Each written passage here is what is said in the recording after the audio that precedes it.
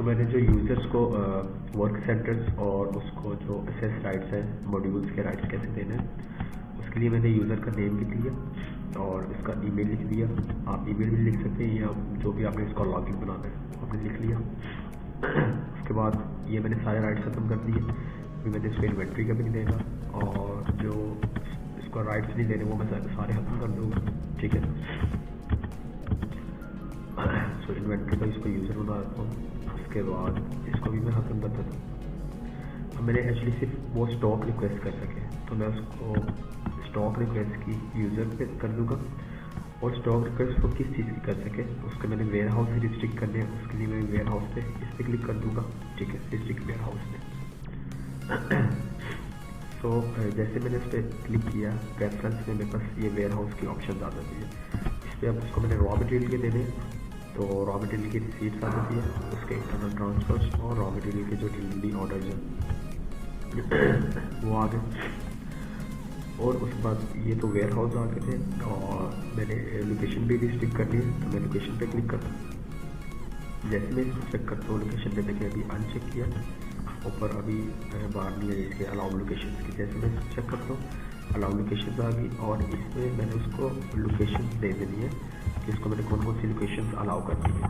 ठीक है, जो भी मैं लोकेशन दूँगा उसके ट्रांजिट लोकेशन भी मैंने उसको अलाउ करनी है। और अगर बाय डिफ़ॉल्ट उसकी यही लोकेशन आनी चाहिए तो ये जो इज़ अ बाय डिफ़ॉल्ट लिखा हुआ है इसमें मैंने टिक कर देना।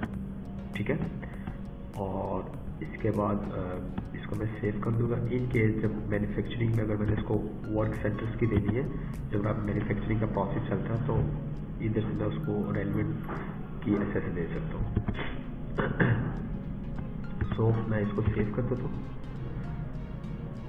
और मैं इसका पासवर्ड चेंज कर देता हूँ। टी रख दिया मैंने, चेंज पासवर्ड पे क्लिक कर देता हूँ। अब मैंने इसको कॉपी करना है।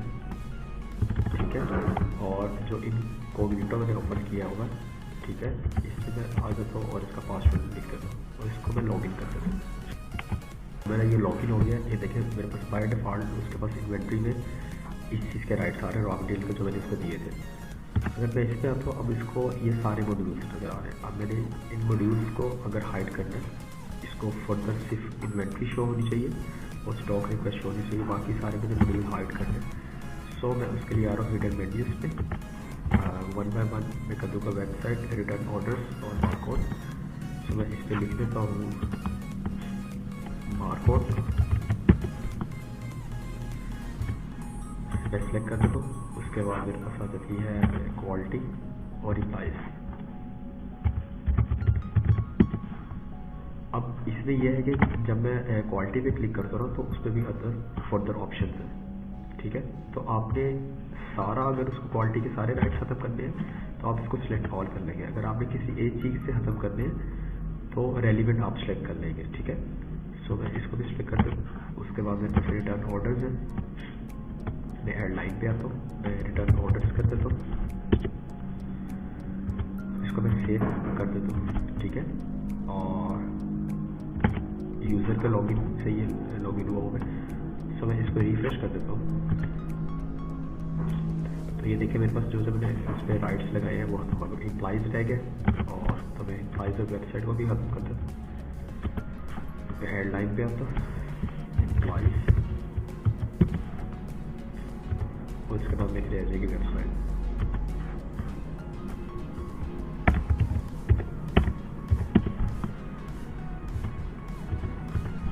सो ये मेरे पास सेव हो गया और मैं इस पर आके रिफ्रेश कर दूँगा यूज़र का लॉगिन में।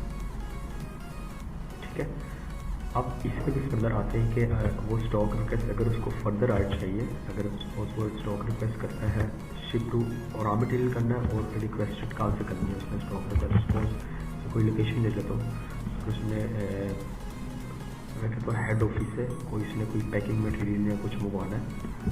सो सपोज उसने हेड ऑफिस से कोई पैकिंग बॉक्स है वो उसने मंगवाना है। ठीक है, तो वो ऐसे रिक्वेस्ट जनरेट करेगा, अपनी आगे क्वांटिटी लिख लेगा, नोट्स एडिशनल कोई रिमार्क्स उसने लिखने के वो किस लिए मंगवाया। सो मैं इसको सेव कर देता हूँ और मैं इसको सबमिट कर देता हूँ। ठीक है, ये मेरे पास सबमिट हो गया। जो सेकंड पर्सन है जिसने इसको अप्रूव करना है और इंटरनल ट्रांसफ़र क्रिएट करना है वो अपने लॉगिन से आएगा। ठीक है, और इस पर्सन ने स्टॉक रिक्वेस्ट जनरेट की। अब जो अप्रूवल है जिसने अप्रूव करनी है और इंटरनल ट्रांसफ़र जनरेट करना है, उसके लॉगिन से आ जाएंगे। तो उसके लिए मैंने एक सेकंड यूज़र बना लिया और उस यूज़र को भी मैं लॉगिन कर लूँगा। तो मैं इसको पेस्ट करता हूँ और मैंने पासवर्ड एंटर कर दिया। तो मेरे पास ये लॉगिन हो गया। मैंने मुझे तो इसके राइट्स देने हैं इस जो स्टॉक को। लिए मैं एडिट पे आता हूँ और मैं इसको हेड ऑफिस के राइट्स दे देता हूँ।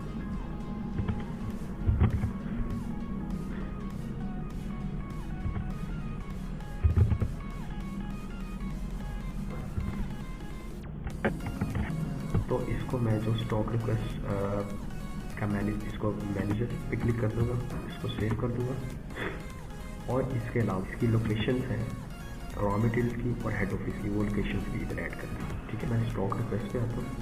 अब मेरे पास जो मैंने फर्स्ट वाले जो यूज़र था, ये मेरा लॉगिन है यूज़र वाले का, इसने एक स्टॉक रिक्वेस्ट जनरेट की थी। ठीक है, इसको मैं कॉपी करता हूँ और जिसने अप्रूव करनी है वो उसी नंबर को पकड़ेगा, उसको पेस्ट करेगा अपने। सो उसके पास ये रिक्वेस्ट आ जाएगी और ऊपर लिखा होगा क्रिएट इंटरनल ट्रांसफ़र। तो इससे पहले समटाइम एक इशू आता है। सपोज अगर ये मेरा स्टॉक रिक्वेस्ट अप्रूवल है, इसको मैं हेड ऑफिस के राइट्स खत्म कर देता हूँ और मैं इसको सेव कर देता हूँ। ठीक है, सो जब मैं इंटरनल ट्रांसफ़र पे क्रिएट करता हूँ, अभी आपको कहता है कि आपके पास हेड ऑफिस के राइट्स भी है लोकेशन के। ठीक है, सो आपने क्या करना है, इसको रेलिवेंट लोकेशंस के राइट्स दे देने हैं। तो मैं इस पे आ रहा हूँ, अलाउड लोकेशन से एडिट करता हूँ और मैं इस पे हेड ऑफिस लिख देता हूँ और हेड ऑफिस की ट्रांजिट लोकेशन भी लिख देता हूँ। ठीक है, तो मैं इसको सेव कर देता हूँ। तो जो भी आपको इस पे रेलिवेंट लोकेशंस का इशू है, आपने सिंपली उस यूज़र पे जाके अलाउड लोकेशन से उसकी ये लोकेशन ऐड कर देनी है। तो मैं इंटरनल ट्रांसफ़र पे क्लिक करता हूँ। आप देखिए उसने मेरा इंटरनल ट्रांसफ़र जनरेट कर दिया। ठीक है, सो इसी रेफरेंस को कॉपी करेगा या जो अप्रूवल वाला है वो इसको शेयर कर देगा रेफरेंस को। सो उसने इन्वेंट्री पे आना, ऑपरेशंस पे, ट्रांसफर्स पे आना और इस पे उसने पेस्ट करना है और ऑप्शन सेलेक्ट करनी है रिक्वेस्ट रेफरेंस। ठीक है, जैसे ही वो रेफरेंस सेलेक्ट करेगा तो उसके पास दो ऑप्शन आ गई। फर्स्ट वाली वेटिंग पे पहले हम इसको अप्रूव करेंगे, देन इसको करेंगे। तो मैं वेटिंग पे ओपन करता हूँ। तो उसने क्या किया, पहले हेड ऑफिस से मेरे ट्रांजिट लोकेशन पे, ये मेरी एक क्लियरिंग लोकेशन है, पहले उसने इस पे सेंड करेगा। तो वो चेक अवेलेबिलिटी करेगा इसे। जैसे उसने चेक अवेलेबिलिटी की तो उसको ये स्टॉक जो है, ये वाला पैकिंग मटेरियल, वो हेड ऑफिस में नहीं मिला। सो उसके लिए वो एक इन्वेंट्री एडजस्टमेंट कर देगा या वो एक इंटरनल ट्रांसफ़र दूसरा जनरेट कर सकता है। सो इन्वेंट्री एडजस्टमेंट करने के लिए मैं आपको ऑपरेशन इन्वेंट्री एडजस्टमेंट पे और इस पर मैं क्रिएट करता हूँ हेड ऑफिस की लोकेशन, जो भी आपने रेफरेंस लिखना और नीचे एक्चुअल लोकेशन। सो मैं इसको सेलेक्ट कर लेता हूँ, प्रोडक्ट को हेड ऑफिस में करनी है। मैं सेव कर देता हूँ, स्टार्ट में एंटर कर देता हूँ। या तो आप एडजस्टमेंट एंटर कर सकते हैं या आप इस चीज़ को परचेज कर सकते हैं। मैं क्रिएट करता हूँ और इसकी मैं सपोज इन्वेंट्री का मेरे पास 100 पड़ी है, मैं सेव और वैलिडेट कर देता हूँ। सो मेरे पास इन्वेंट्री एडजस्टमेंट होगी। अब मैं सेम उसी यूज़र पे आऊँगा, मैं दोबारा चेक अवेलेबिलिटी करूँगा। सो उसने मेरी एक चीज़ रिजर्व कर दी है, डन। सो मैं इसको वैलिडेट कर दूँगा और अप्लाई कर दूँगा। ठीक है, अगर मैं अभी आपको दिखाऊँ तो मेरे पास इन्वेंट्री रिपोर्ट में हेड ऑफिस के वेयर हाउस में, मैं आपको हेड ऑफिस के वेयर हाउस पैकिंग मटेरियल अगर देखो तो मेरे पास वो 99 पड़ा हुआ है। ठीक है, क्योंकि एक मेरा रिजर्व हो गया हुआ है। मैंने 100 की एडजस्टमेंट की थी, अब 99 में आ गया, एक मेरा रिजर्व हो गया हुआ इधर।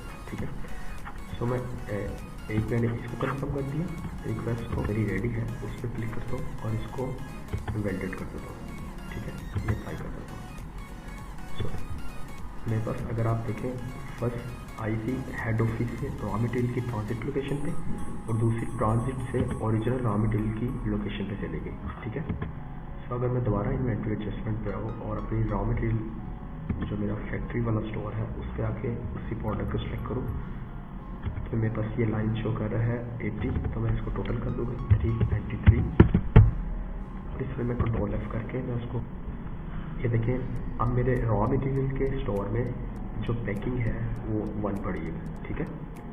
सो ऐसे एक इंटरनेट ट्रांसफ़र भी जनरेट कर सकते हैं, स्टॉक रिक्वेस्ट भी जनरेट कर सकते हैं, और जो भी आपको कोई इशू है, स्टॉक लोकेशंस का कोई इशू है या आपको कोई एसेस राइट्स का इशू है, तो आप अकॉर्डिंगली उसके अंदर से राइट्स रेलिवेंट सेलेक्ट कर सकते हैं और उसकी जो वेयर हाउसेज हैं उसको रिस्ट्रिक्ट कर सकते हैं, उसकी लोकेशन को रिस्ट्रिक्ट कर सकते हैं, बाय डिफ़ॉल्ट लोकेशन यूज़ कर सकते हैं।